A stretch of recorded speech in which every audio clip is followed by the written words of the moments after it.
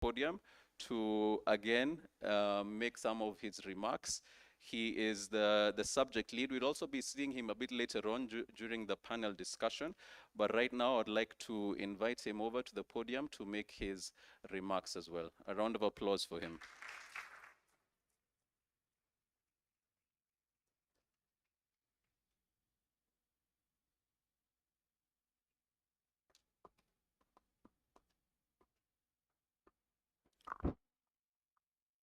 Thank you so much, Andrew. Thank you so much for those wonderful words of introduction. Our chief guest, Ambassador Minoa Espisu, Your Excellencies, ambassadors and high commissioners here present, the members of the diplomatic corps, Dr. Vincent Ogutu, Vice Chancellor, Strathmore University, Dr. Elizabeth Kachenga, the Deputy Vice Chancellor, Academics and Student Affairs, Dr. Dimba, the Dean, School of Humanities and Social Sciences, distinguished guests, ladies and gentlemen, good morning.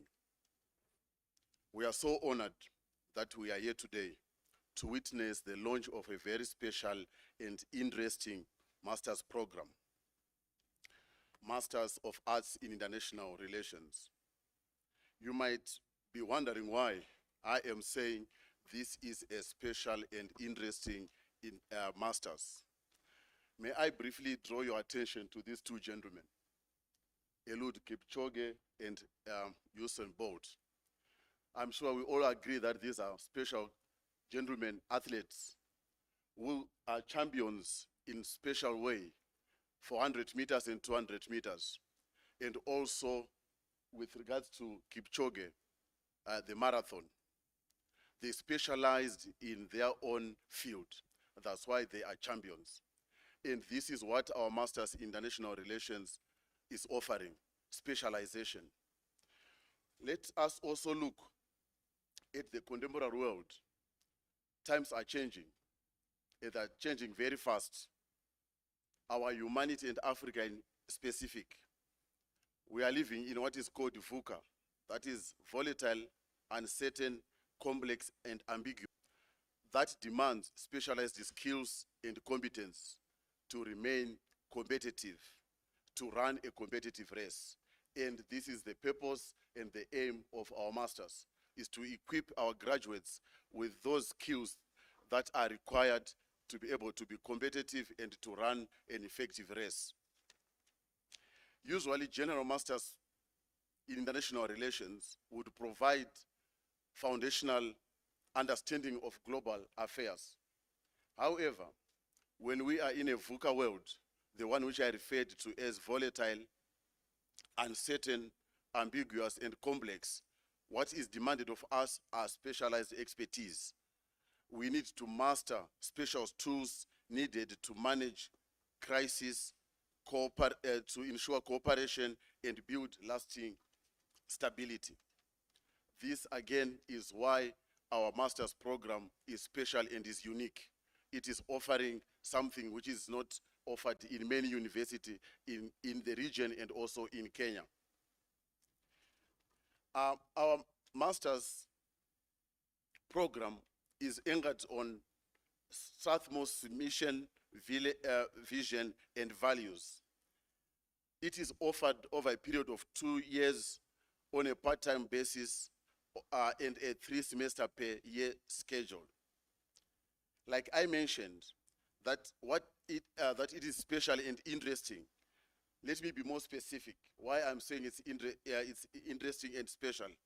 It is market-driven, like you have heard from our Dean, Dr. Dimba, that we conducted a thorough and rigorous market survey. So it is a market-driven program, which is aimed at meeting current and foreseeable demands in the international governance system. How is this going to be done? We have identified 3 specialized areas where our graduates are going to focus on during the 2 years that they are with us. The first one is diplomacy and foreign policy. In the current contemporary system, We know that understanding and mastering how foreign policy is formulated is very key for our diplomats, practitioners who represent our countries. More importantly, those who are involved in maintenance of peace and security. That's why we have this as a specialized course. We also have security and international law as a specialization, area of specialization. You'd agree with me that in the contemporary world, we have a lot of conflicts. Some in areas where we do not expect them to be. Some we are not very sure whether they are going to end and how they are going to end. So I think it is important. That with this specialized focus on security international law, we zero in and try to understand how international law can help to safeguard security, survival of states, and humanity at large. Peace and conflict studies. This is one of the third areas of specialization. It is very important that we understand the changing nature of conflicts. Traditionally, we are accustomed to conflict being between interstates, but the recent events are showing us that the nature of conflicts is changing. We are having non-state actors taking more, causing more or being involved more in conflicts. So these are the three main areas that our Masters in International Relations is going to offer. And that's once again why I say it's special and interesting. But what then are going to be the expected learning outcomes? We have 4 of them. The first one, which is, they are linked to the areas of specialization.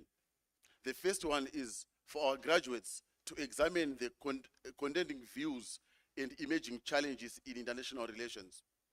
The second one, they should be able to explain causes of conflict, deterrence and cohesion, engagement and arms control, and approaches to transnational conflict resolution.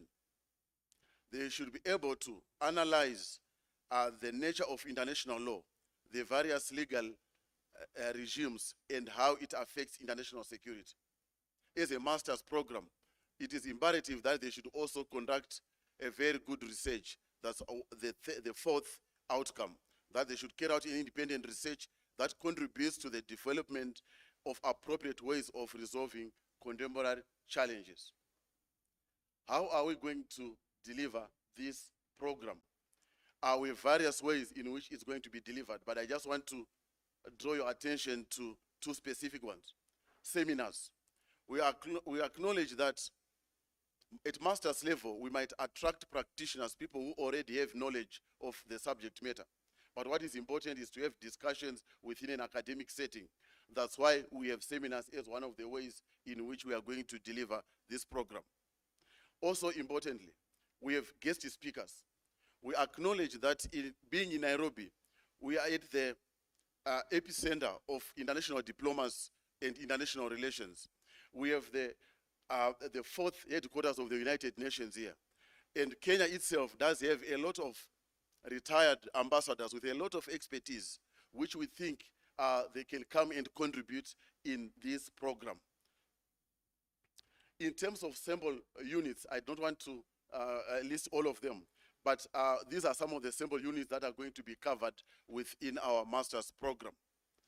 Let me again draw your attention to the last one, international academic exposure.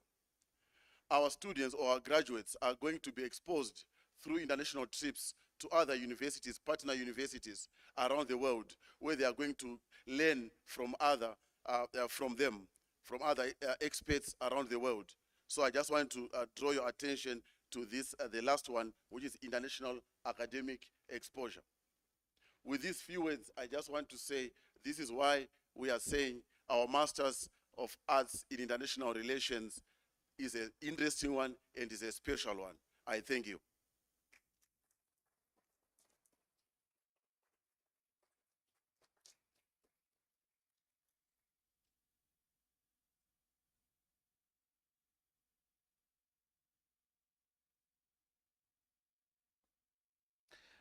Thank you very much, Daktari. So I personally do not have a background in international relations, but in the course I studied in law, we did have a whole unit in international law.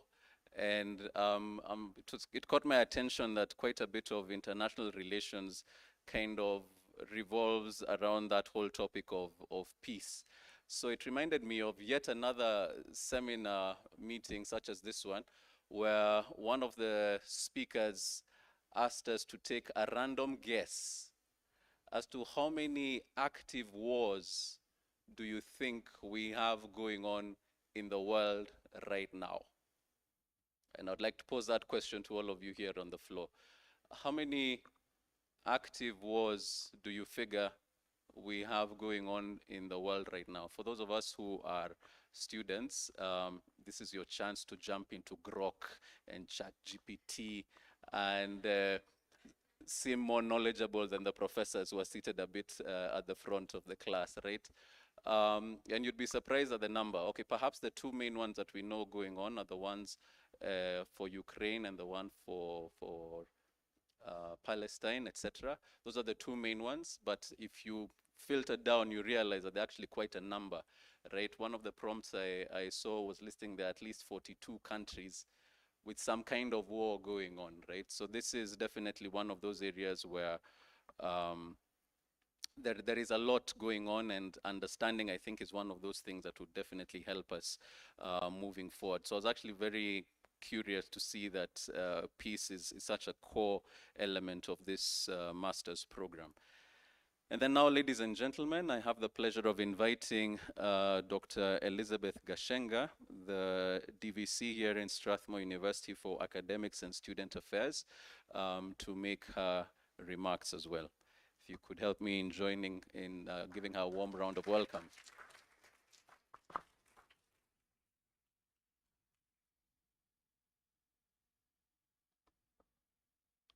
Allow me to stand on the protocols observed. Good morning, ladies and gentlemen. So not too long ago, actually it was the day before yesterday, I believe, the University Management Board sat together with the University Council. So the University Council is the equivalent of a management board, of a non-executive management board of a company. And among the things that we were being asked to do is to dream. So I took advantage to doze off a bit. And the idea of dreaming, I see my boss is looking, he's thinking, what, you were sleeping? Yeah. And the idea of dreaming was for us to stop and think about our vision. Yeah. And the idea was, you know, sit back and think, how should a graduate of Strathmore University look like? Yeah. So what's your ideal graduate profile? What kind of things do you want to see in your graduates? Yeah. And thinking about this particular program, I asked myself the same thing as I was thinking of, you know, what exactly should I speak about when I come here? And thinking about that, I actually went back to our mission and to our vision. And I think, as you saw from the very beginning, from the massacre of ceremonies, yeah, Andrew, everyone is saying more or less the same thing. Yeah, it keeps coming out, the same idea in terms of preparing graduates to actually be reflectors of the mission of Strathmore University, as well as the vision of Strathmore University. Yeah? So I'm going to speak to a little bit of that. Of course, you've heard about the technicalities in terms of the courses that will be offered. But now from an oversight perspective, what exactly is it that we want to see our graduates looking like? And actually, I'm seeing some of the prospective takers of this particular master's program. So welcome our students of the undergraduate program, and we look forward to seeing you again. So among the things that Strathmore tries as much as possible to ensure that our graduates come up with is academic excellence. Yeah. So this will not be an exception in terms of the programs that are offered here at Strathmore University. So expectations are going to be very high. Yeah. That the graduates who come here develop analytical skills. At the moment, I think we all know that there's a lot of information that's available and available very quickly. Yeah. As you heard, you could easily go to Grok, you can easily go to ChatGPT. There are so many, yeah, there's Meta, there's all manner of things in terms of accessing information with respect to the different topics, yeah. And sometimes the temptation has become to quickly go into some of these areas and gather as much information as we can gather within the shortest time possible, yeah. But then what is it that's happening to us? That if we're not careful, We become consumers and potential generators of a lot of information. But when we speak about the depth, our capacity to analyze the information that comes at us, we're beginning to lose it. Yeah. So at Strathmore, as we teach this particular program and as we teach all the programs that we intend to teach, we hope to ensure that we teach with analytical depth, yeah, the capacity to analyze, the capacity to think critically, because ultimately that's what's required in terms of global leadership. Yeah.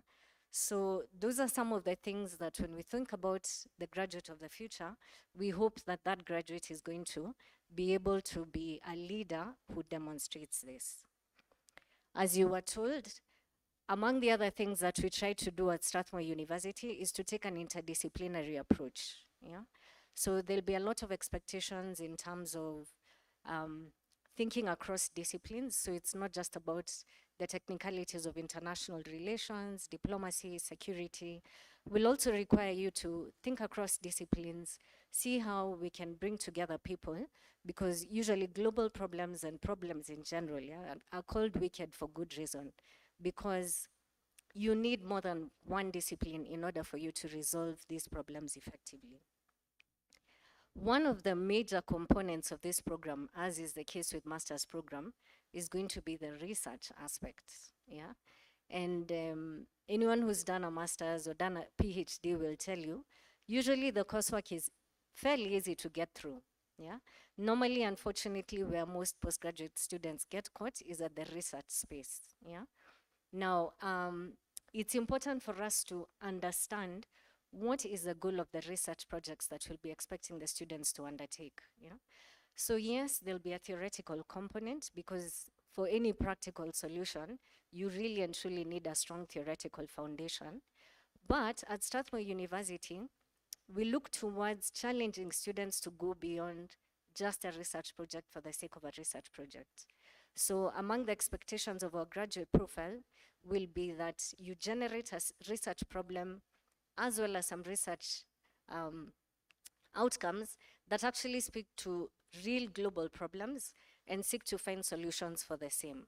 So we can assure you that the research component will be there. The demands of research will be, as is the case with most master's programs at Strathmore University, at a high standard, yeah, and that we hope that you don't become another statistic of, you know, students who don't complete their research on time. Yeah, so here I'm speaking to all our prospective takers of the program. For those of us who are here present who are in the areas of research, I mean, in the areas of international relations, your excellencies here present, or those who are representing them, we're really looking forward to getting our potential postgraduate students reaching out to you so as to make sure that whatever research they undertake, whatever solutions they propose, are solutions that actually speak to the real problems and the real solutions.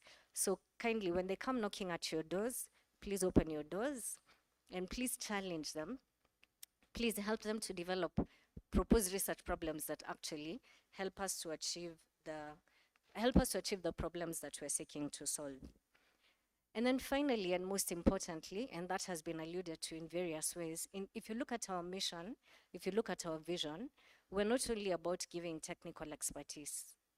A big thing that we seek to give is to develop holistic people who can transform society. I encourage you to think about history. Think about the history of global leaders. Think about people who come to mind who are often touted as having changed the world, yeah, from a political space perspective, a global leadership perspective. I like to read biographies, and I also like to listen to podcasts of some of these great people. Usually it's subjective in terms of who are the great changers. So normally, I don't know, global leaders who come to mind range from Nelson Mandela, Winston Churchill. Many of them tend to rotate around the times when we've had wars, unfortunately, yeah. But pick the one who you consider as the most inspiring and think about them, think about their lives, and you realize that how they lead is oftentimes determined by how they live, yeah? So their life experiences influence the decisions that they make and therefore influence how the world goes, yeah?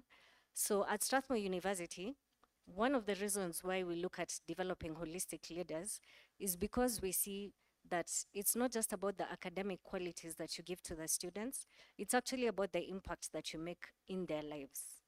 So we could come up with technical experts in terms of international relations, but who unfortunately are not necessarily good human beings. And you know what happens, yeah? I am not making any judgments with respect to the current leaders that we have, but just to encourage us to see that ultimately it's not just about the certificate that says you have a Master of International Relations. It's about transforming the human person so that they can transform society. So for my colleagues who are here present, who are going to run the program, of course, congratulations for us having come this far, for us meeting the milestone, but the work is just beginning, yeah? So I can see we're all energized, roll up our sleeves, and let's actually do what we really try to do, which is to transform society, in this particular case, in the space of international relations. For those of you who have come as our visitors, thank you very, very much. Many of you have not just come today, but have actually helped us in the course of developing this program. For colleagues from other universities, it's always a pleasure to have you here. So thank you for coming. And now I have the honor, yeah, of introducing our CEO at this university, who's the Vice Chancellor, Dr. Vincent Ogutu. I'm not going to say anything about him. All you need to do is Google. Yeah. For our students, go to TikTok. Yeah. Even on TikTok, you'll find loads about our Vice Chancellor. Yeah. So allow me to invite Dr. Vincent Ogutu, the Vice Chancellor of Strathmore University, to make his remarks.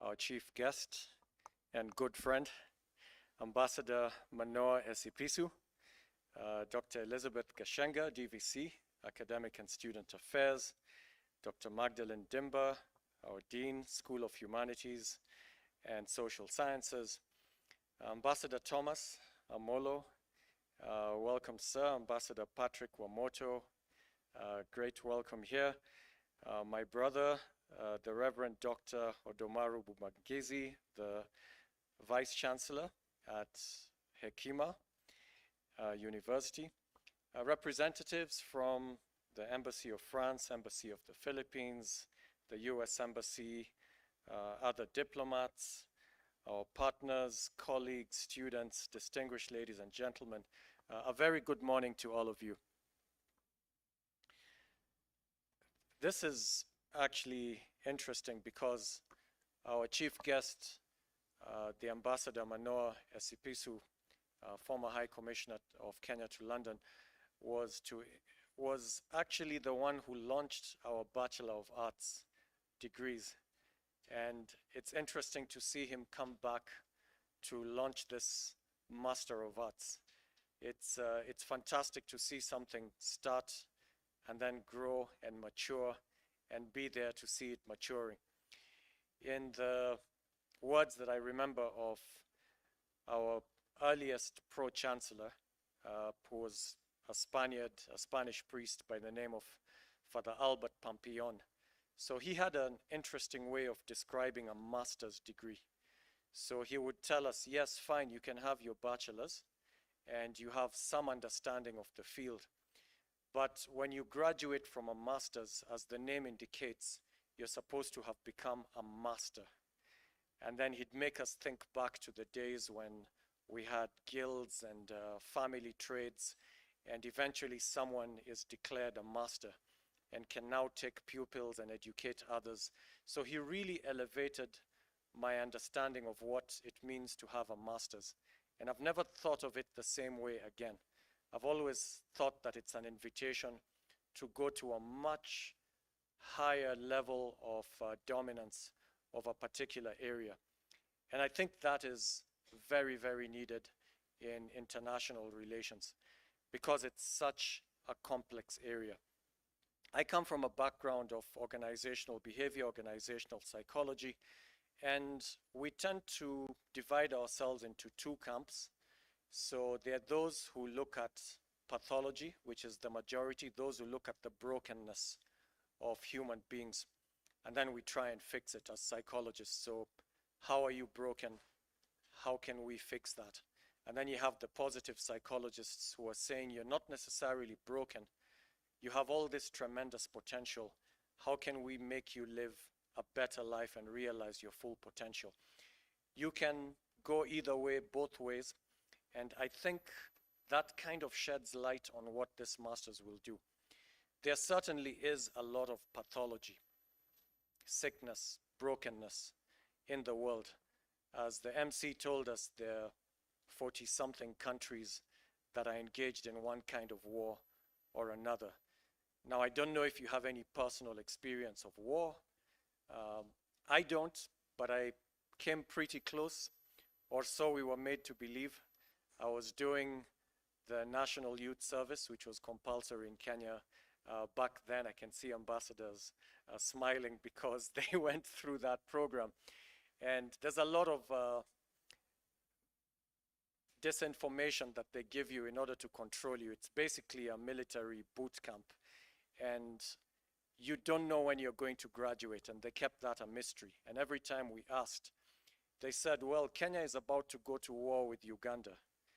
And if this war actually materializes, then you are the lowest ranked military force camp people in this country, and you would be the ones in the front line because we have to send those people first and then bring in the more experienced troops. So as such, we can't release you. We don't know when you will ever leave this place, and we just have to be on standby in case this war, which seems to be about to happen, happens. And because there was no internet, there were no phones, you're basically in a force camp, you have no communication. Your only source of information are the officers who are training you, so they can tell you anything. And it was interesting living through a situation where you can't tell the truth from the lies, and they kind of really dominate the narrative. And that's the closest I came to a war. Thankfully, we did not fight Uganda and nothing happened. And we were graduated by President Moi, who came for the pass out parade.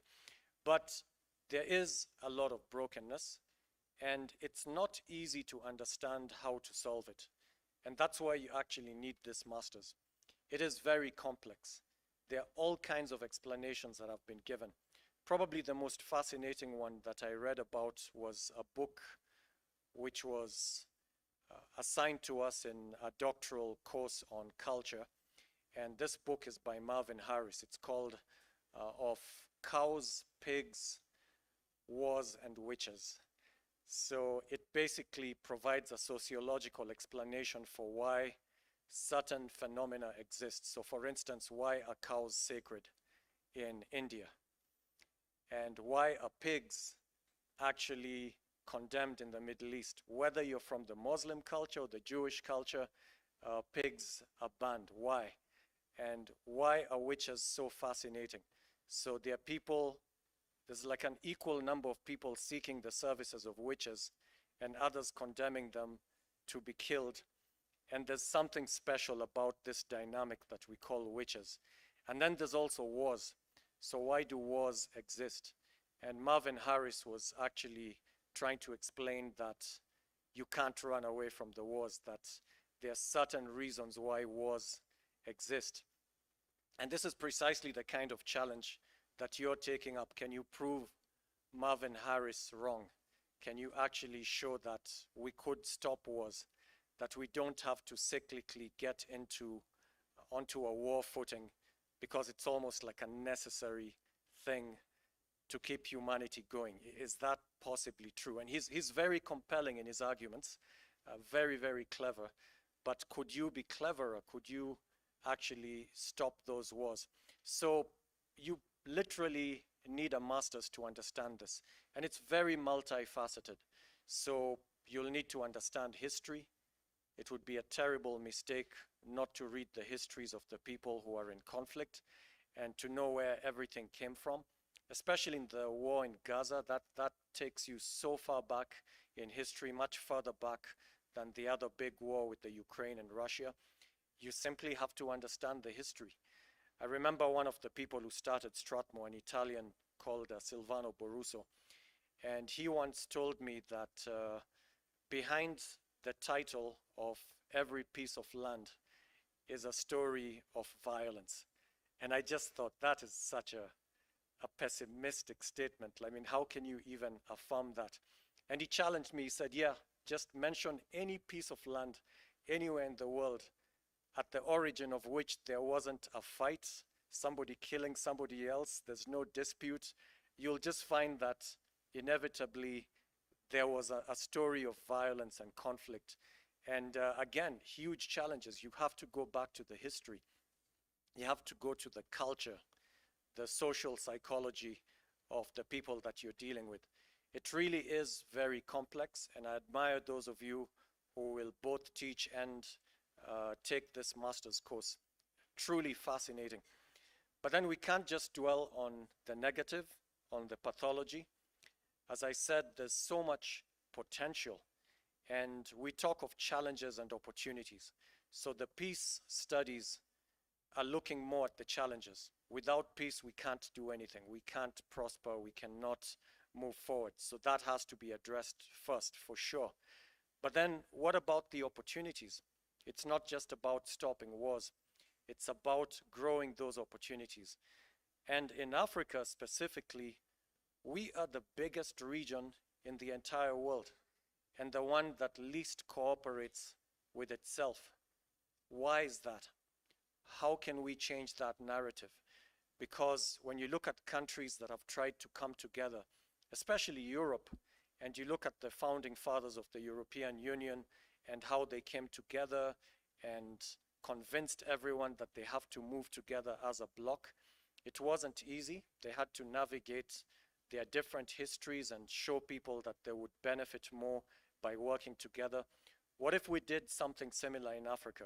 What are the opportunities that are waiting for us? Who are the kind of people who could broker such a deal and bring people together and make them succeed in taking advantage of these opportunities?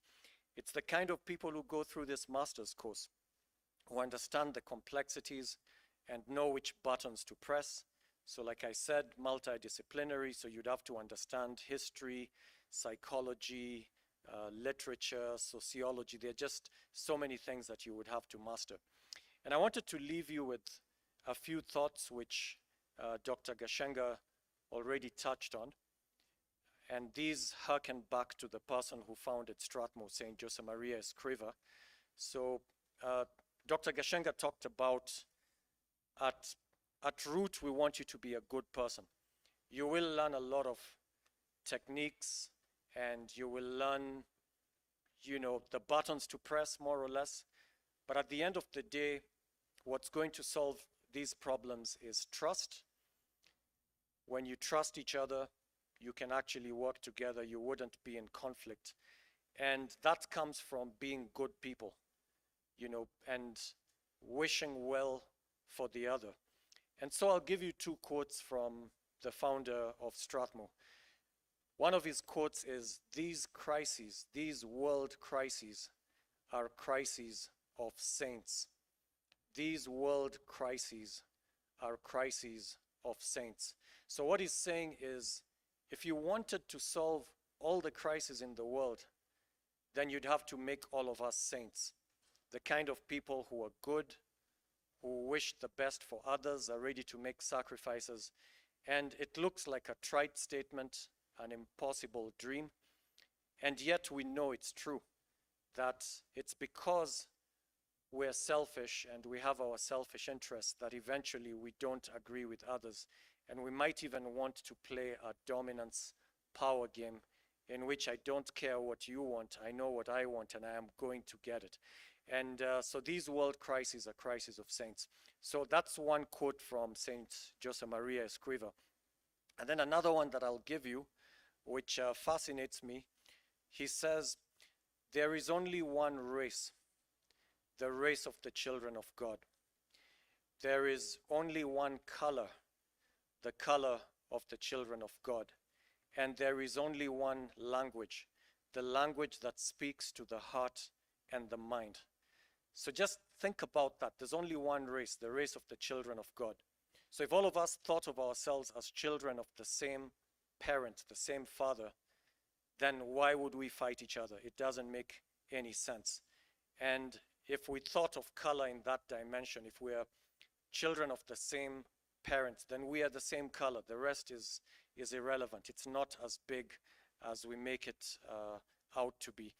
And then there is only one language, and this speaks to diplomacy.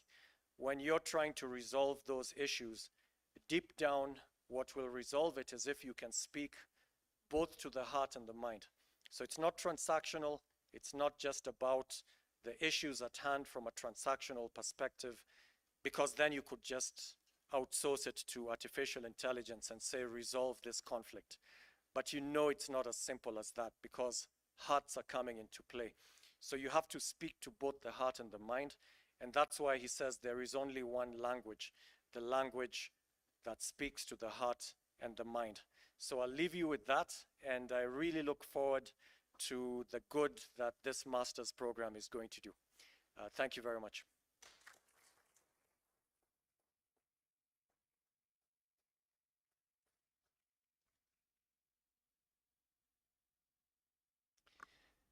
All right, so it is my distinct honor to now invite our chief guest.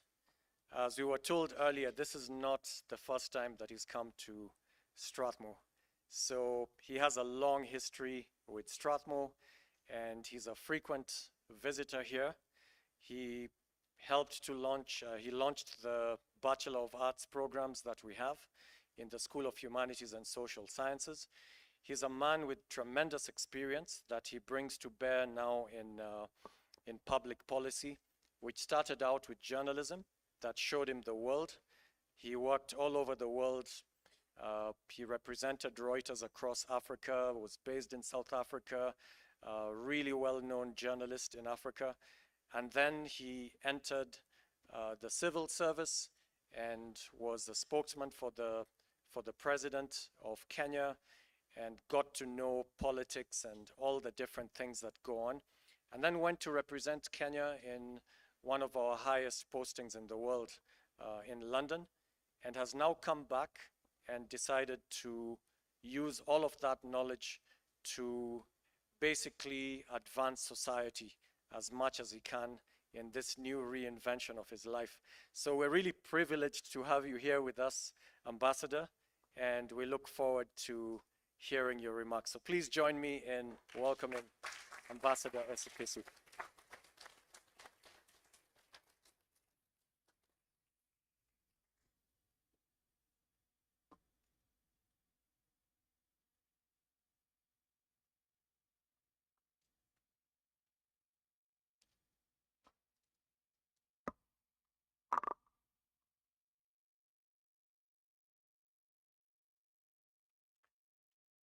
The Vice Chancellor, Dr. Ogutu, the DVC, Dr. Gashenga, the Dean Dr. Dimba, distinguished faculty, my colleagues from Foreign Affairs, as well as former Foreign Affairs,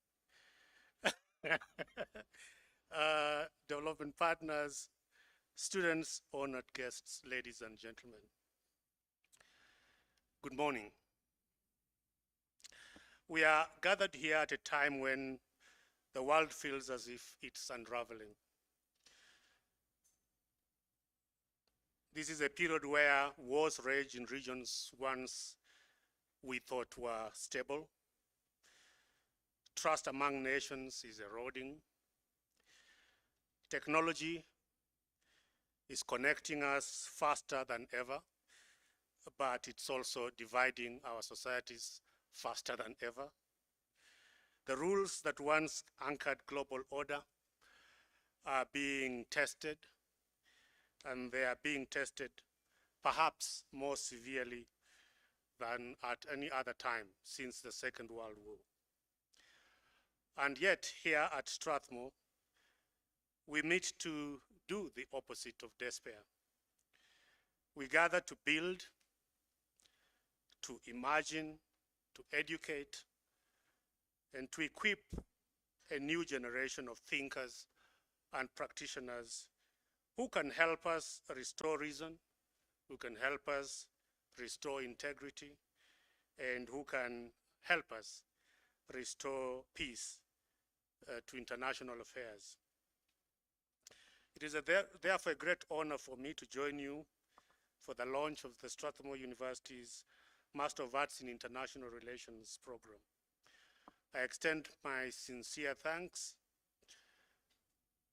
to the School of Humanities and Social Sciences for the invitation and the warm reception. As you've heard, I had the privilege of witnessing the launch of the Bachelor of Arts in International Studies in 2016. To return here today, almost a decade later, to see this school take the next bold step forward is deeply gratifying. This new master's degree is a statement offering. It is a strategic investment in Kenya's, and should I say Africa's, rightful place in the world.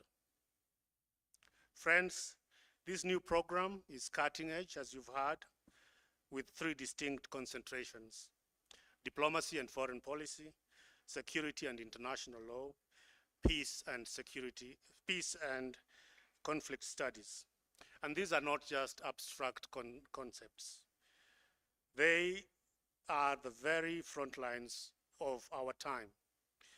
The graduates of this program will not only interpret world events, they will in fact shape and influence world events.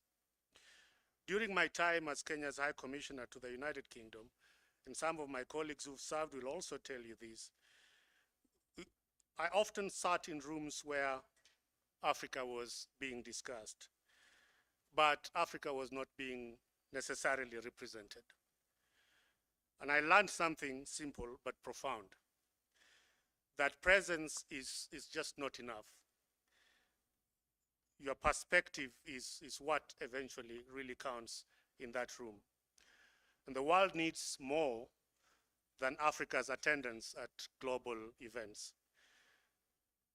The world needs Africa's voice, clear, confident, culturally grounded, historically conscious, and morally anchored. This is what this program, I hope, can seek to cultivate and achieve. The theme of today's event, maintenance of international peace and security in a fragmenting global order, could not be more relevant. We live in an era where all certainties are crumbling, where geopolitical shifts are redrawing alliances and unsettling power balances, where security threats are morphing from cyber attacks and terrorism to weaponized misinformation, where economic interdependencies now bind nations together even as inequalities deepen, where international institutions like the UN, the WTO, the IMF, and the World Health Organization, which we previously thought were pillars of society and clearly have been since the post-World War order, now are struggling to remain legitimate and effective. And where climate change and environmental degradation have turned into existential security threats, where human rights and democracy are being contested in ways unseen since the Cold War, and where technology and non-state actors now wield influence once reserved for governments. We are in truth living through a transformation of the global order, and this is a period that demands not our cynicism, but courageous, informed engagement. Friends, for decades, the world relied on institutions like the UN to uphold peace, on the IMF and World Bank system to stabilize economies, and on multilateralism to manage common challenges. Those systems worked. Imperfect they were, but often they were effective. Today, those systems are under stress. Member states are facing a dilemma based on how to solve global problems without surrendering national sovereignty. That tension defines our age. Whether it is climate change, pandemics like COVID, migration, or digital governance, the question remains the same. How do we act together without losing ourselves? Reform is long overdue, as you keep hearing from our leaders. However, reform needs individuals who understand both the mechanics and the spirit of global cooperation. It will require African professionals, scholars, and diplomats who can think globally while skillfully and confidently defending regional and national interests. I look forward to this program preparing exactly that caliber of leadership. Friends, globalization has not entirely vanished. It has just morphed and changed its face. It has created economic interdependence that links continents, where technology and information flow both empowers and destabilizes, and transnational networks that span activists and corporations, innovations and extremists alike are now thriving. And human mobility that carries promise, but also immense pressure on societies, has become an integral part of our life. So the lesson is clear that the next generation of international actors must not merely navigate globalization, they must shape it. They must ensure that global integration serves fairness, it serves dignity, and provides opportunity, not just for profit or power, but to benefit the entirety of our societies. Friends, peace and security today extend far beyond battlefields. They are shaped by strategic rivalries among great powers that increasingly plays out in Africa and the global South. They are threatened by transnational dangers, terrorism, cyber warfare I spoke about, pandemics I spoke about, and organized crime that no border can contain. And they are tested by refugee movements and migration crises that challenge compassion and international solidarity. They are redefined by human security, which insists that the true measure of peace lies not in military strength, but in safety, dignity, and well-being of the people.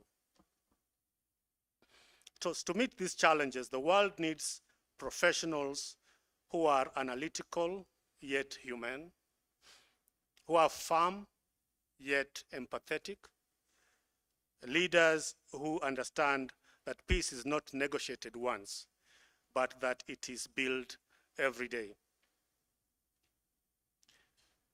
Diplomacy, ladies and gentlemen, once the quiet craft of a few people like myself seated in boardrooms, is now a crowded and contested 24-hour arena.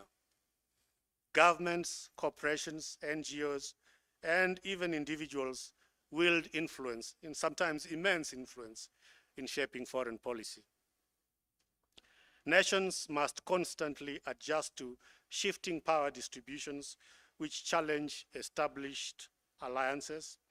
They must adjust to economic statecraft, where trade, aid, and sanctions have become tools of persuasion.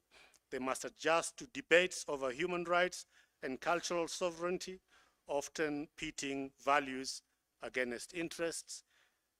And they have to understand that this enduring tug of war between multilateralism and unilateralism are here to stay. The best diplomats I have worked with, some in this room, whether at State House here in Nairobi or at missions abroad, understand a profound truth, that credibility is not built on popularity, but on consistency, on character, and on competence. They know how to be bold without being arrogant. They know how to be humble without being able to surrender. And they know how to be persuasive without compromising their principles. And they understand that in diplomacy, as in life, it is tone that matters just as much as truth matters. These are attributes that this new program can help the next lot of actors to present and be aware of. Friends, to the faculty, to the students who will soon enter this program, your mission is not only to understand the world, but to help improve it. Be courageous in thought, disciplined in argument, and principled in action. Speak truth to power, but in doing so, do it with wisdom, do it with restraint, and do it with respect. Let your African voice not be just heard, but heeded. Let it carry both moral weight and intellectual clarity. And let it remind the world that Africa does not need to be spoken for. It needs to be heard and listened to.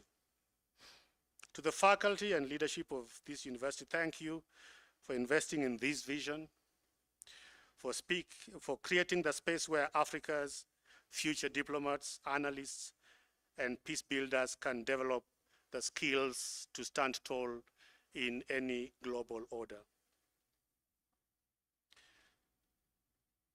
Ladies and gentlemen,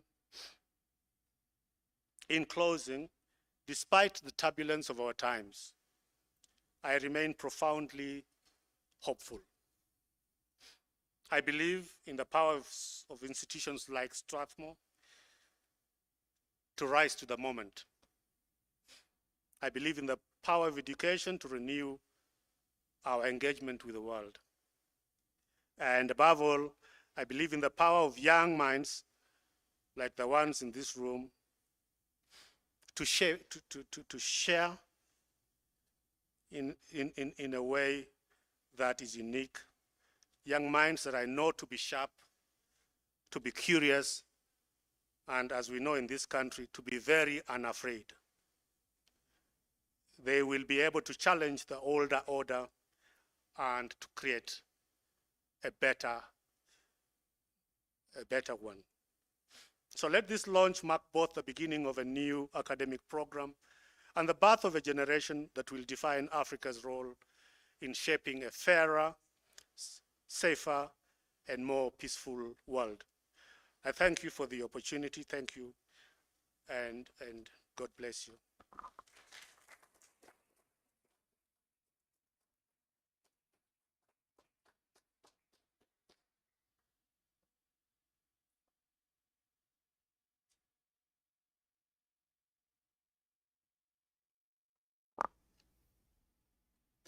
Thank you very much, Your Excellency. And now just to give us a bit of a feel of what this international relations look like, we had prepared a bit of a panel for you that will be looking at the theme of maintenance of international peace and security in a fragmenting globe where things are, you have many people pulling in many different directions. So to help run this short panel that we're going to have, I'd like to invite the moderator, Dr. Edgar Githua, and he will be accompanied on stage with his wonderful panelists who I will also be calling to join him up here. I'd like to call from the UNICEF, the Deputy Regional Director of East and Southern Africa, Miss Alison Parker. If you could all welcome them on stage with a round of applause. We also have right from here in Strathmore, one of our lecturers from the School of Humanities and Social Sciences, Dr. Ochieng Kimudhai.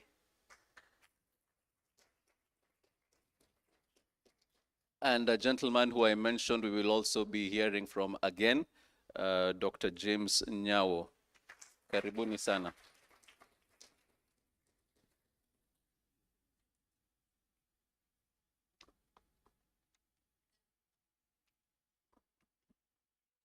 Good morning, everyone. Allow me to stand on protocols already observed because of time. I can see we've overshot our time, but we'll try and make the panel as interesting as possible for you. We'll be discussing, using our theme, maintenance of international peace and security in a fragmenting global order. I'll be your moderator, Dr. Edgar Githua, like you've been told. And I'd just like to briefly introduce my panel members. I'll be joining them shortly. We have Dr. James Nyawo. He's an expert in international law, terrorism, peace and security. Those are his specialty areas. And then we also have senior lecturer, Dr. Ochieng Kimudhai from the School of Humanities. He's our chairperson of the Master of Arts in Diplomacy, Intelligence and Security, a distinguished scholar, an expert in peace and conflict studies, diplomacy. And then we have also Miss Alison Parker from UNICEF. She's currently the UNICEF Regional Deputy Director for Eastern and Southern Africa since January 2025, where she leads a team of technical advisors in support of program development, formulation and implementation in 21 countries in the Eastern and Southern Africa region. She has provided guidance and oversight and country-specific advice on programming, policy issues, and she ensures that there is high-quality support to UNICEF programs at the country level. Previously, she has worked as the representative of UNICEF in Belize, where she was responsible for the leadership, oversight, and guidance of the country program, positioning child rights, especially in the sectors of social protection, health, and nutrition. Ms. Parker has over 25 years experience in the UN, both with UNDP and UNICEF, in the field of child rights, social development, as well as policy and public advocacy. She brings with her rich, multicultural experience and solid knowledge in complex humanitarian and development operating environment, including the regions of West and Central Africa, South and Eastern Africa, the Middle East, and North Africa and South Asia, as well as Latin America. So you can see we have a panel that is well versed in tackling a few questions on our theme of maintaining international peace and security in a fragmenting global order. So I'll join them and then we'll have a slight discussion. And if time allows us, we will probably entertain one or two questions from the audience. So if I do not allow it, kindly forgive me in advance. It will be because of time, but we will engage you. And we are always available in case somebody has questions they would want us to tackle.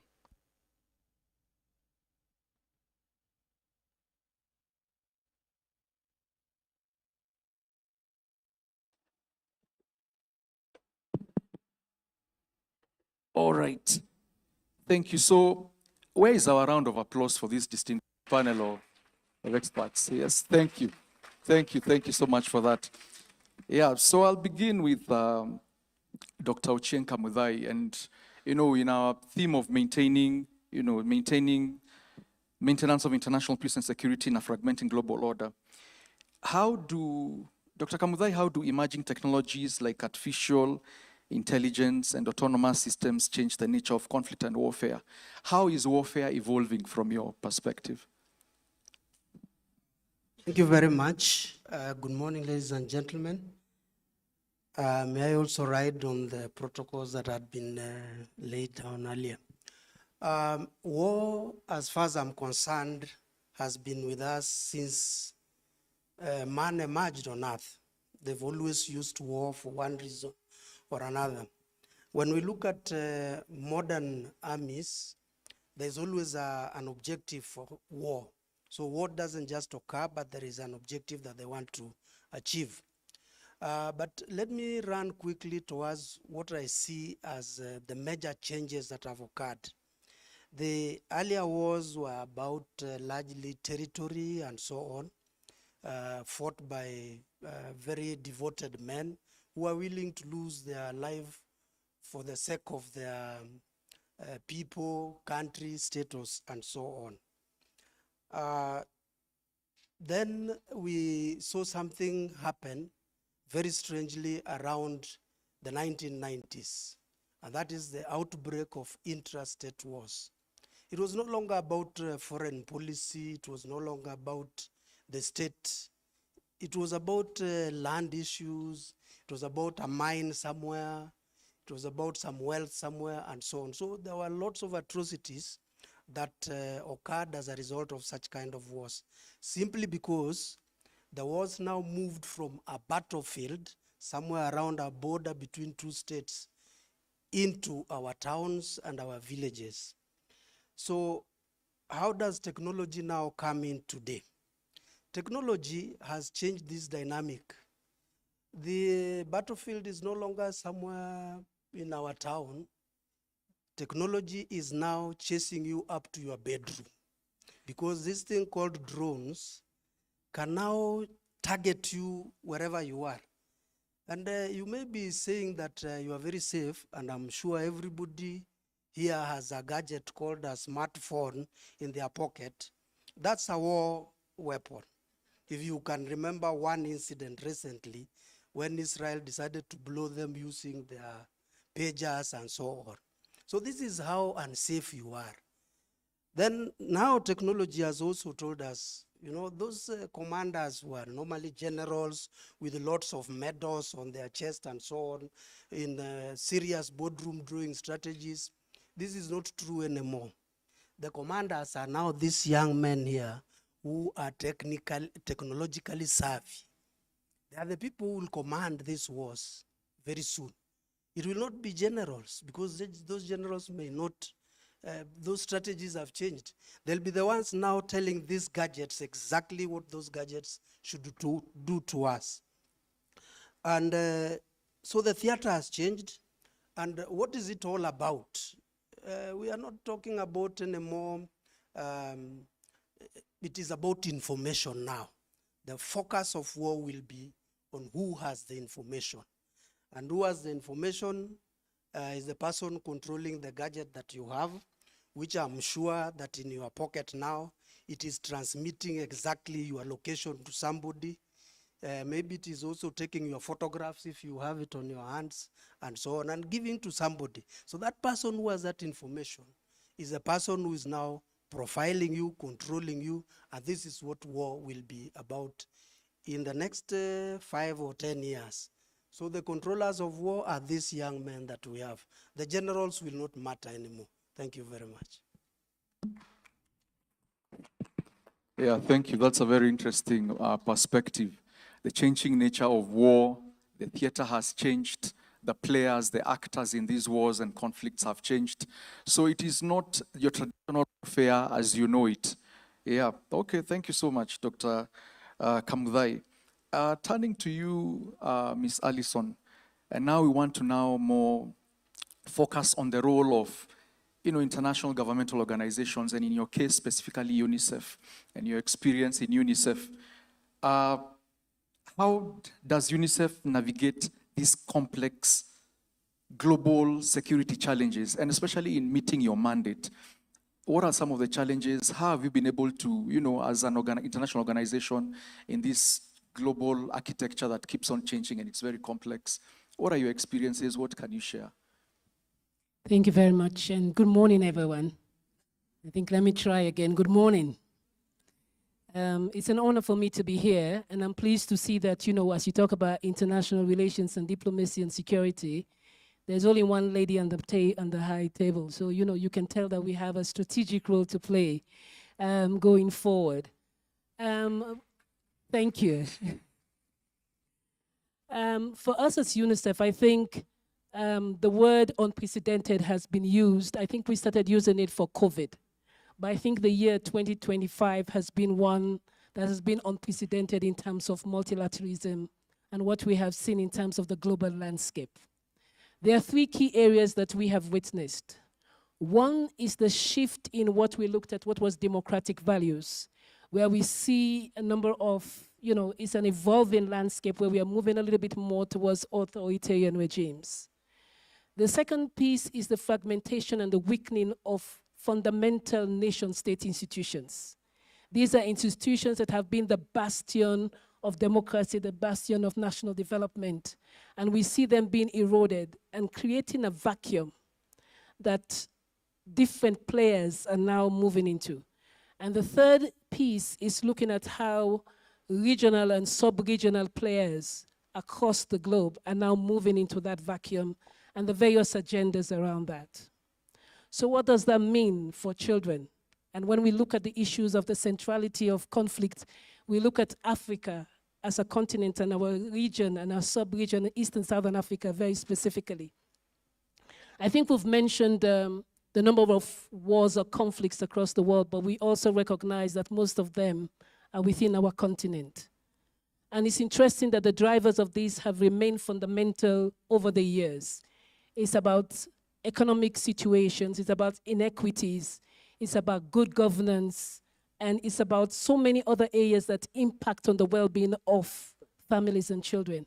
And it's interesting because the fundamentals of international relations, the fundamental accountability of nation states are based along these 5 principles of security, freedom, which includes freedom of expression, freedom of speech, freedom of movement. It also looks at issue of order, justice, and welfare. And when you look at what is driving insecurity, these are the fundamental accountabilities of nation states. So how does UNICEF work around it? Because children find themselves in the middle of the conflict. And here I just want to share maybe a little bit of a personal experience. You know, we're talking about wars and conflict. I'm originally from Sierra Leone. And I think some of you may be aware that we went through, you know, 10 years of terrible conflict in the country, and I was there. And I was a student then, and it was interesting how at the initial stage when the conflict started, it was bringing hope. It was change. It was a shift. A lot of what is happening right now where people are looking at another iteration of their societies, demanding for change, demanding for more. But unfortunately, as this context evolved, different ideologies and different agendas come into play. And we see countries degenerate into what some of them have become today. And it's rather unfortunate. And where do you find children in all of this? Children find themselves in the middle of it all. They are now what we call in UNICEF the triple crisis of conflict, of economic fragmentation and disintegration, and of climate shocks. And children are the worst affected. When you have conflict, the first thing that goes is the livelihoods of people. It is disrupted. And when livelihoods are disrupted, the compromise is children, either in terms of feeding, in terms of learning, in terms of access to quality health care. And that's a huge challenge. So for us as UNICEF, there are 3 fundamental principles that we are looking at. And I'll just touch on them and then hand over to the next speaker. The first is reaffirming to nation states the social accountability, the social contract of ensuring that the youngest, the most vulnerable, are central to national development. No matter what the conflict is, no matter what the situation is, the children, the next generation cannot pay the price for that. And that's fundamental. We hold nation states based on the Convention on the Rights of the Child, which is the widest ratified convention, but we also hold nation states based on the Africa 2063 agenda, in which they have really positioned peace and security and human capital development as fundamental pillars going forward. That's one of the areas we're looking at.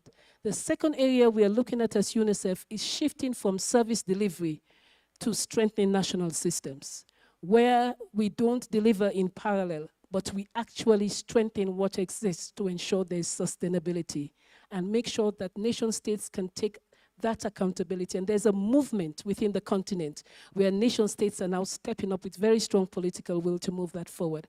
And the third and final area that we're looking at is looking at what we call innovative or blended financing. How do we bring public-private sector partnership and also individuals into the play so that where we are seeing a deliberate or consistent reduction in development aid, how do we ensure that the countries within our continent can continue to deliver on those critical mandates for children? Innovative financing has become very critical. We cannot deliver this alone through public sector interventions. We have to bring in the private sector. They have to be co-creators of development plans, both from a humanitarian and development perspective. And we cannot leave behind the civil society and the communities. And that's where UNICEF is leveraging from a top to the bottom approach, from policy right down to community, but also nurturing homegrown interventions at community level and bringing them up to the policy table. So these are three critical areas we are looking at going forward. Thank you. Thank you very much. Yeah, I mean, war affects people, but the children are the most vulnerable and the ones who get affected. Yeah, thanks for that perspective. And turning to you, Dr. Nyao, to what extent is multilateralism still effective and valuable in addressing today's complex global security challenges, especially in the face of UN Security Challenge, UN Security Council deadlocks? Is the Security Council really doing what it's supposed to do? Or, do those actors have their own interests? So is multilateralism dying, the coming together of nation states to tackle a particular agenda?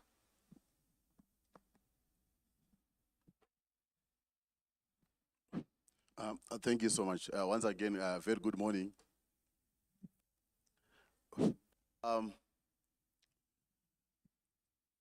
We recently, in our class, and I think some of my the students here, in international organizations and institutions, we took advantage of the ongoing United Nations General Assembly summit to analyze the views of the head of states with regards to the performance of the United Nations itself.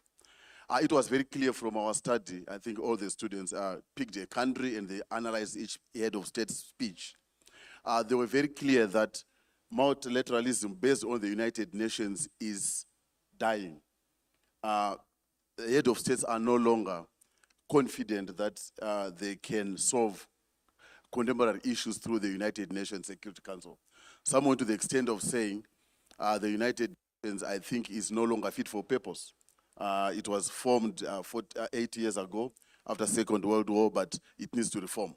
So my answer is the multilateralism based on the United Nations is weakening. But that does not mean that multilateralism is dying.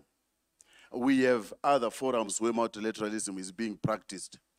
We have other forums that have emerged where heads of states meet and solve problems, which is silently or quietly sidelining the United Nations. We can say the African Union, I think at times, has come up strong on certain issues, especially the use of violence, preemptive use of violence. They came up with a very strong communique to say this is not acceptable. That's a regional multilateralism.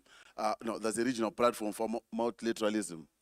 In addition to that, knowing that the Security Council is kind of paralyzed, we are going back to more or less to the Cold War era, where USSR and United States could not agree on anything. So what then happened is we had alternative forums. The United Nations General Assembly started to take more proactive role. But recently, I just want to end by saying, recently, there was a conflict or dispute between Egypt and Ethiopia over the building of the Grand Renaissance Dam. And China used that opportunity to come up with a new international organization for mediation which I think got a lot of support from global South countries. So what I'm trying to say is that multilateralism, as we used to know it, based on the United Nations, is weakening, but new forms of platforms are emerging. In other words, we might be witnessing a redistribution of power within the international system.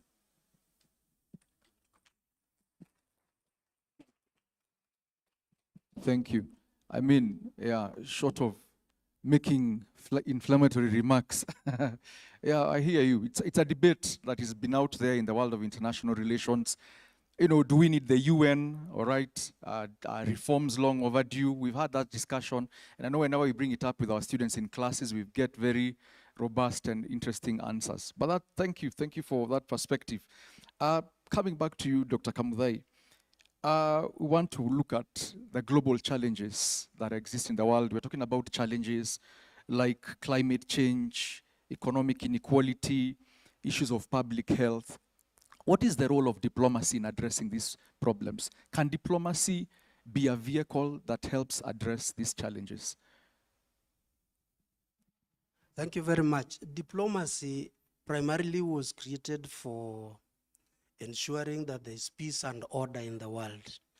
And when there is peace and order, then we tend towards collaborating in order to tackle common challenges. And indeed, the primary role of a diplomat is to create these connectivities, these networks, so that we can be able to face ourselves the common problems and see them as our common problems and not shared problems and not problems of each state. But I see fundamentally some shift in how diplomacy now should be viewed. Primarily, it began as the art and science of statecraft. So you had really to be good in order to maintain your states' relations and so on. But I think it has now moved on a little bit, and states are now trying to use diplomacy as a vehicle to promote their own national power. So diplomacy is now actually a source of national power. So it is those diplomats who can then navigate in that realm, who will then be able to persuade others, because persuasion is both through public diplomacy, reaching out to the other state citizens so that they put pressure on their governments to behave in a particular way, or to use any other mechanism that's available. So we need to upgrade and upscale our diplomacy in order to actually be able to attain what each state is seeking, but in a collaborative manner, because some of these challenges cannot be handled individually because they are beyond the borders of one state. So the diplomat is also supposed to be very much aware of international law. But it looks like international law has been left like 20 centuries behind, because some of the things that we are seeing, international law is not addressing them. Because if you look at the war purview, international law is still talking about combatants and so on, and non-combatants. Now we are talking about wars where there are no boots on the ground. It is somebody seated somewhere and sending an army of drones and just monitoring them on the screen. So perpetual wars can now continue, which will affect then our focus on health, our focus on climate change, and so on. So if we can interpret diplomacy very well as a source of national power, and I think Trump is showing us some good things that we can learn. He's using it to make deals. And yeah, if he talks to you, he tells you we must get a deal from here. Yeah, so this deal making is what is very important, but make the deal not to the detriment of others, but to our humanity's gain. I think this can take us very far. Sorry, there are serious diplomats here, but this is a poor academician's outlook of this thing. Thank you, Dr. Kamudhai. Thank you. Thank you. He takes complex issues and that's how he teaches in class. Thank you so much, Dr. Kamudhai. Miss Allison, turning to you, with the way we are launching, today we launch this Master of Arts in International Relations, and there is what we want to instill in our students. There is what we want the program, the takeaways from the program, the students who enroll for the program and what they get from it. As a practitioner who's been in the world, international development, what are the key skills students need to get from this program to be able to, bring change, follow in your footsteps, all right, make change and have impact in the international development world? What are the key things they need to, learn from take away from this program? And what should this program prepare them for from a practitioner's perspective? Thank you. Thank you very much. I think I want to speak to 4 key skills. And I think before I speak to the 4 key skills, I want to sort of anchor what those are going to be based on. And I think the fundamental piece is the interdependence of states, that no state can exist on its own, and that it is important that we recognize how interdependent we are, not just within the sub-region or within our region, but also outside of our continent. I think one of the interesting reflections I've had about, movement without borders is when we have public health emergencies and how viruses cross borders very quickly. And we realize that the viruses are, mostly carried by either humans or animals. But all of us are part of that interconnectivity. So it's really important for us to recognize that.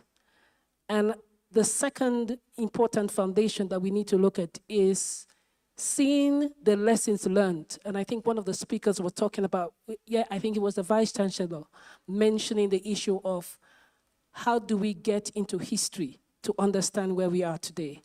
And I think it's very important that we go back to history. Maybe history is not one of the most favorite subjects today, but I think it gives you a lot of insight as to why things have evolved in the way they evolve.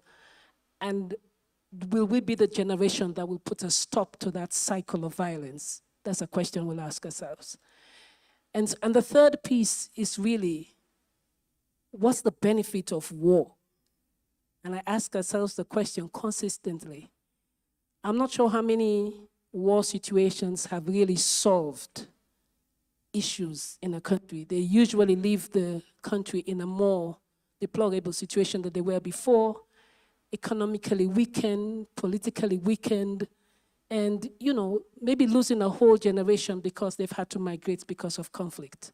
So again, is war the price that we want to pay? And so these are the reflections that I have personally.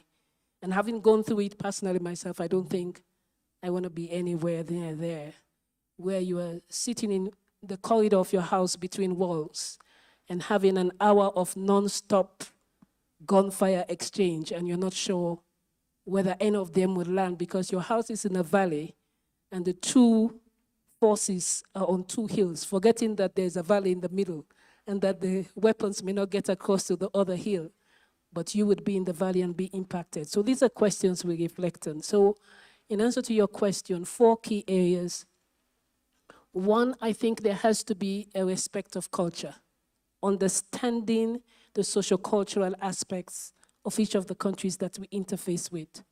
I have been fortunate to work in countries like Yemen, in countries like Afghanistan. And I think the reason why UNICEF was able to deliver in those countries and still able to deliver in those countries is because we were able to recognize the socio-cultural issues that play in that country. So understanding not just the political, not just the economic, but the socio-cultural play, because that gets you right down to the communities. And a lot of the communities are interlinked. And if you're able to understand the nuances within those communities, you can deliver services, you can work with communities to deliver for children. The second skill I think is going to be really important to have is being able to be a negotiator.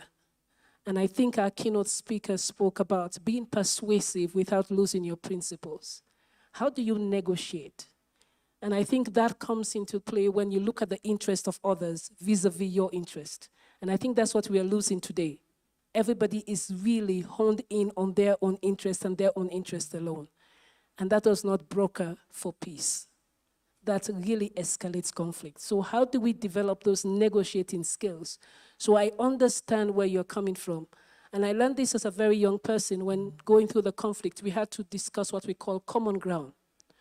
We all agree on what is the fundamentals. It's how we get there that we may dispute over.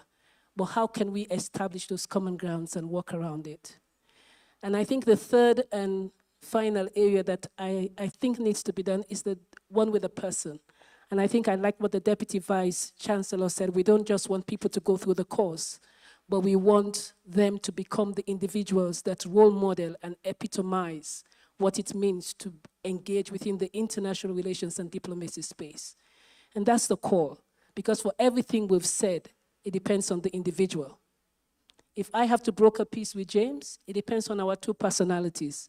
We can either get it or we don't get it. And so you as an individual are going to be very fundamental in how we broker peace for this continent. And I believe at this moment, it is Africa's time to rise. And I think Africa, for Africa, by Africa, is where we have to go. And if we are going to be a global player going forward, we cannot go into the global space having to deal with consistent and cyclical conflicts within our continent. We need to move forward and become a strong development player and ensure that the resources we have in our continent, which are being depleted during conflict, can be used for the development of our young people and children. I thank you. Thank you, thank you. Very profound and very strong. Thank you, Alison.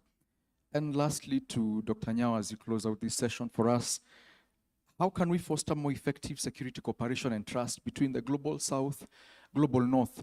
Are we living in silos?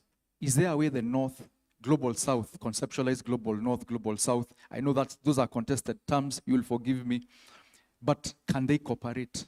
Can we have trust? Can we build trust? Can we have, can we create a joint security architecture? Can we cooperate for the better? Is it possible? Yeah, thank you once again, Dr. Githua. Yeah, it's possible, and I think we have history of this happening, where the global north, in this case, European states, cooperated with African states to address specific security threats. I would like to draw your attention to terrorism, for example, war against terror. I think there was a close cooperation between global north states and global south states. However, if we broaden the concept of security, you see that there are some areas that I think there is more that could be done in terms of achieving strong cooperation. If we look at human security and the recent experience of COVID, the vaccine nationalism actually showed that the level of cooperation is very fragile. It's like it's not predictable. I think where there is no common understanding of the threats, it seems the global north tend to abandon the global south. Learning in terms of how we can go forward now, looking into security from military and military cooperation, technology, and so forth. I think in addressing conflicts around, let's say, Africa, there's a principle that is commonly used by African Union, which is subsidiarity, which is to say those ones who are closer to the conflict are best suited to address the conflict. And I think we can use that principle at international level, where, for example, the United Nations would give more power or more authority, more support to African Union interventions around the continent. But I think I have to be careful there, because also African Union has to show that it does have the capacity and self-belief. Because if we look around the recent conflicts around, let's say Democratic Republic of Congo, Sudan, and South Sudan, it's unfortunate. I know there are some very senior diplomats here. I have a feeling that African states really do not seem to believe in their capacity, or they are unwilling to take the leadership. So in this case, that's where we find, like what happened in Libya in 2011, where now NATO had to intervene. So in my view, is because African Union failed to step up and take responsibility. So to wrap this up, I would say, going forward, I wish we could have this concept of locally led but globally connected interventions with regards to peace interventions. Thank you. Thank you very much. Thank you for that insight. Locally led, globally connected interventions. Thank you so much. At this juncture, I'll only allow one question, maybe one burning question. And so we'll take one question, please, because of time. Introduce yourself.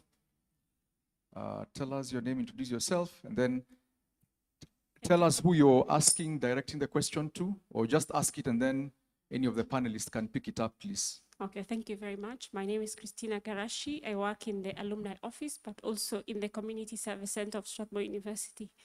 Thank you for that engaging panel discussion. My question is to Ms. Parker, and especially because she works with children. And you rightly say that in times of conflict, most of the time we go back to the basic needs. And you touched on food, shelter, and health. And one of the things that I think we are grappling with as a continent is education. And education usually is the thing that most development agencies forget about. And I remember in his remarks, our keynote talked about our young generation in this country. Part of the reason they're able to push back policies that don't make sense is precisely because 20 years ago, we had a president who was able to give us free primary education. Therefore, we have a much higher population of educated people. And yet in Africa, we continue to fight and we have wars, and yet we have a high population of people who are not educated. As UNICEF, in times of conflict, what do you do when children are out in the streets? Because these ones are going to grow up and to join wars in forests, because that's what we have in Africa at the moment. Thank you.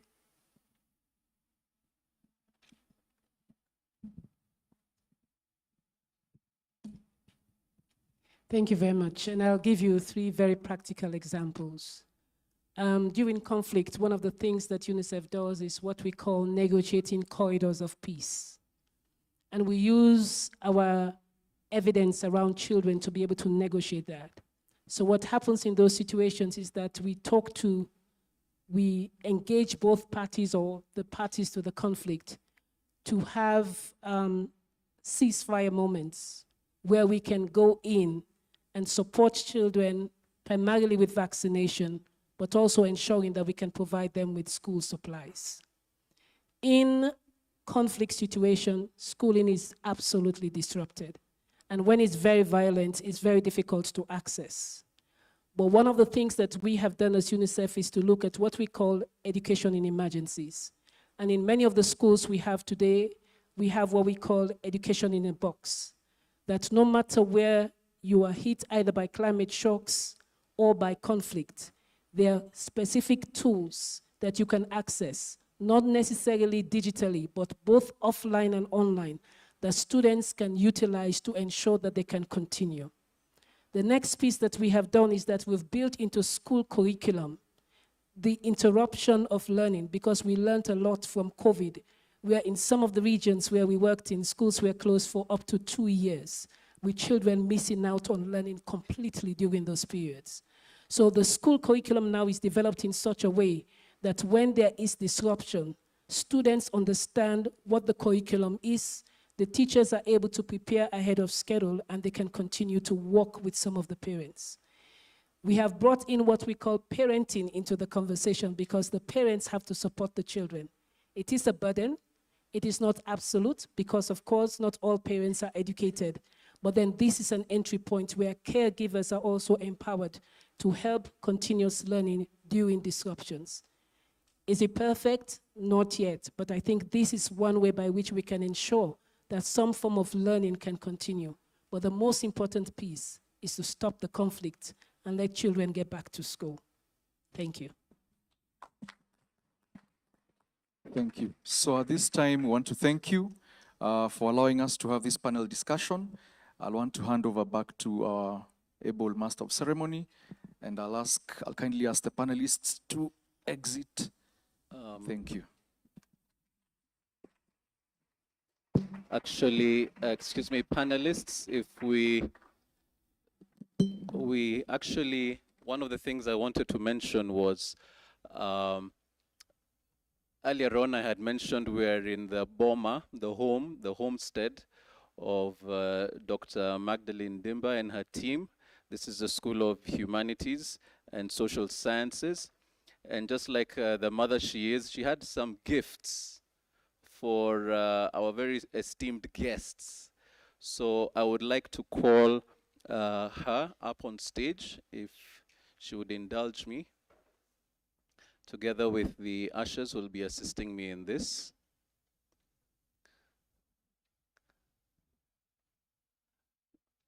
So I'd like to invite our panelists. If you'll allow me, we'll begin with the ladies. So Ms. Parker, we have something for you just to say thank you. We have a bit of a gift for you here. If you could join us on stage.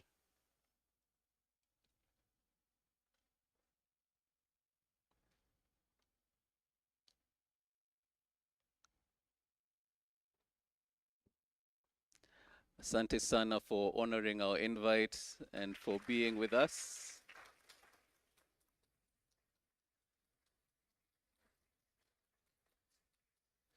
And then we also have something for you, Dr. Nyao. I know you're already home, but we still have something for you.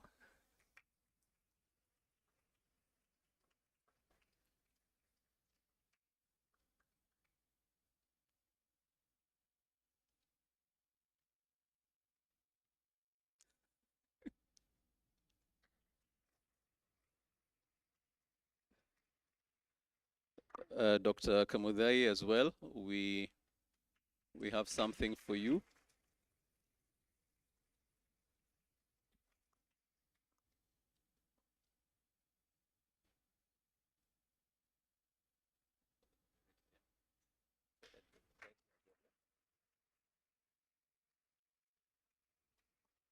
And for the moderator, Dr. Edgar Githua.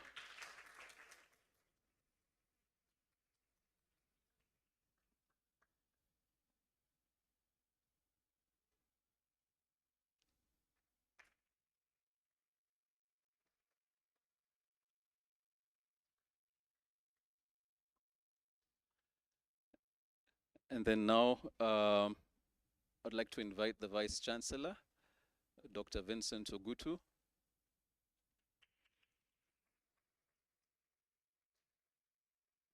to assist me in gifting our guest speaker for today, His Excellency Manoa Esipisu. Thank you very, very much for your constant support.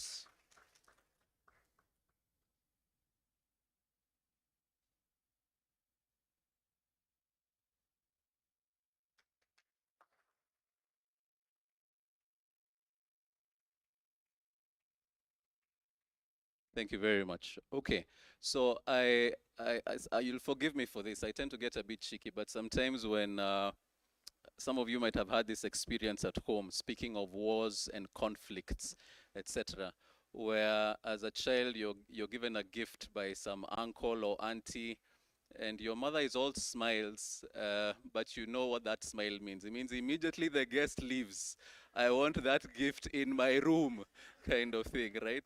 But anyway, thank you very, very much for honoring our invite and for being with us this morning. We now come to that moment we've been waiting for, which is the actual launch of the Masters. And for that, I have some distinguished guests I would like to invite to join me here on stage. I'd like to invite our Vice Chancellor, Dr. Vincent Ogutu, if he could join us here on stage. I'd like to invite the DVC for Academics and Student Affairs, Dr. Elizabeth Gashenga. I'd like to invite the Dean, School of Humanities, Dr. Magdalene Dimba. And I would like to invite Mr. Ambassador Manoa Esipisu as well to join us here on stage.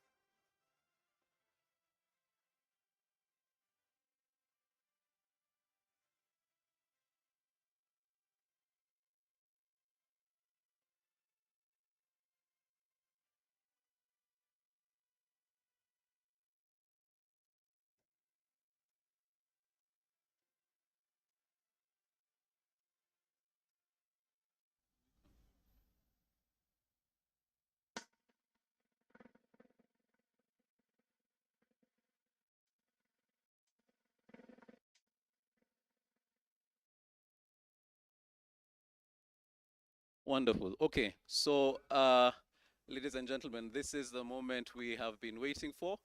So I want you to join me in a super dramatic countdown, right? Just make it as dramatic as you can.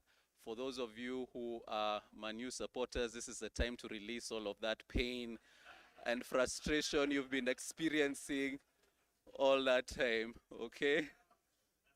So we're gonna count down from 5, and then the ambassador will press the button there that will release all the fanfare and confetti, and we will have the celebration, okay?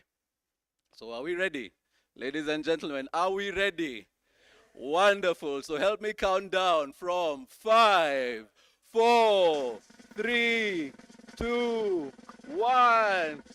Master of Arts in International Relations.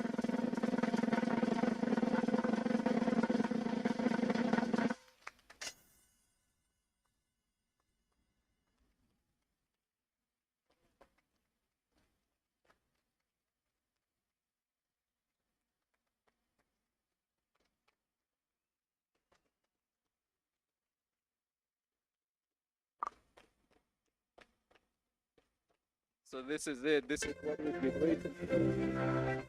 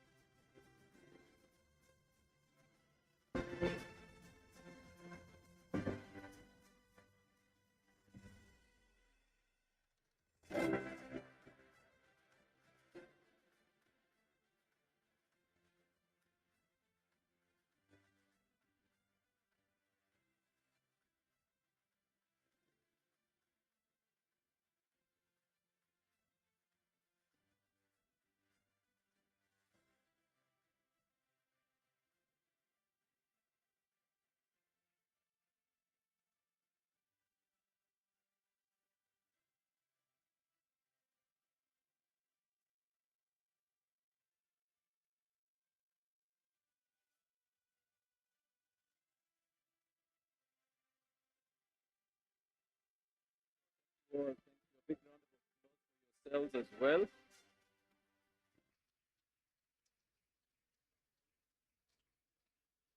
So we only have 2 last items left in our program for today.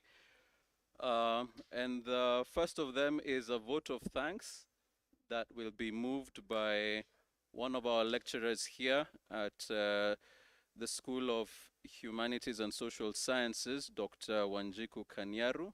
If you could.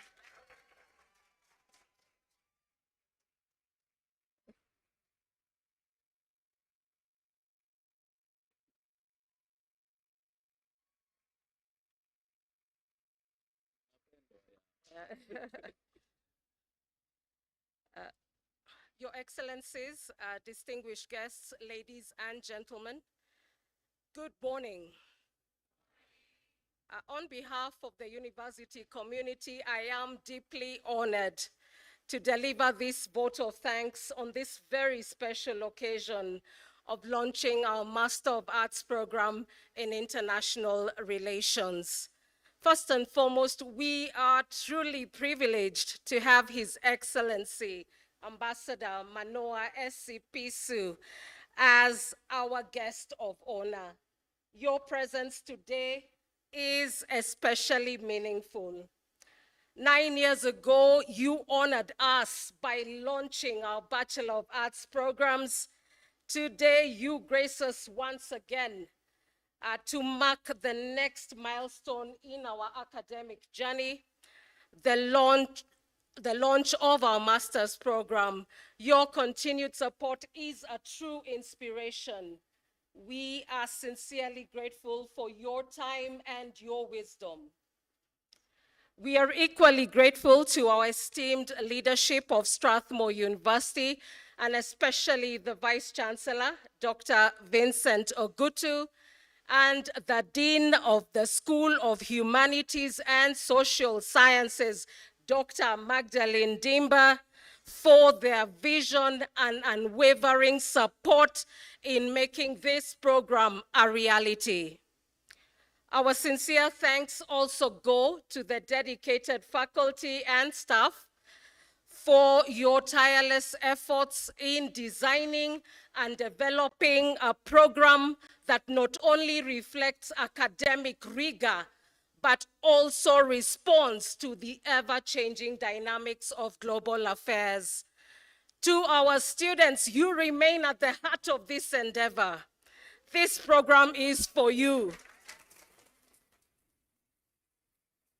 May it equip you with the knowledge, skills, and values necessary to meaningfully contribute to global peace, diplomacy, and development.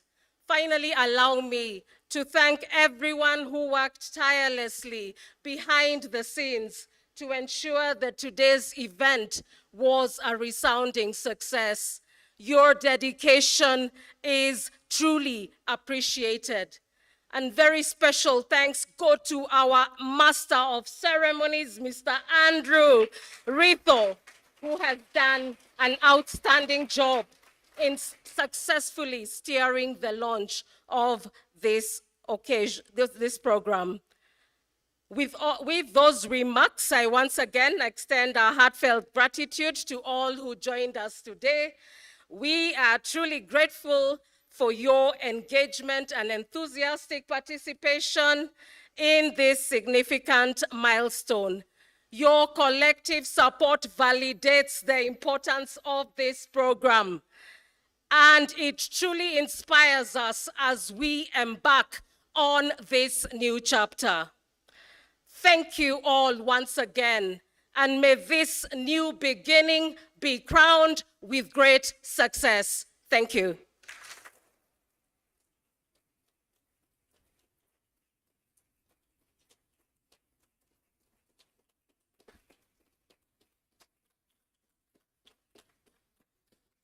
Wow, can I just say that the energy is unmatched? This is, I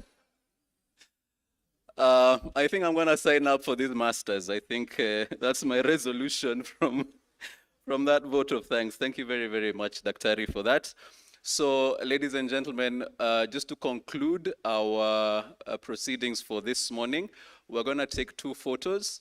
The very first photo we're going to take will be with those who have joined me up here for the launch of the master's program, together with the panelists. We will have 1 photo of all of you together outside, just outside the main auditorium.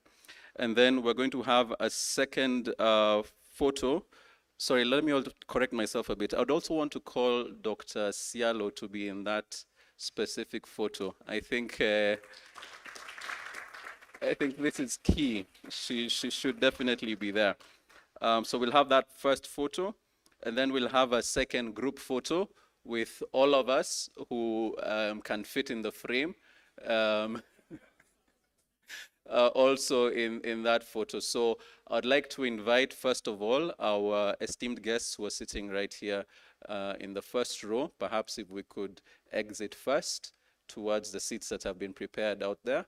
And then together with the panelists, and then after that, the rest of us, I would like to invite you also to join us for that second photo. Now, my small request is as follows. Usually when we're taking the photos, we like to close the doors of the auditorium. So my request is that our guests here can exit using the doors on my right. They will take that first photo, while the rest of us, if you could indulge me, that we could walk around the auditorium and then join for the second photo. So as we're walking around, we will be taking the first set of photos. And if you ever need anything from us here in Strathmore University, please do not hesitate to call, to shout, to message, smoke signals. We are always happy to receive you anytime. Thank you all very, very much.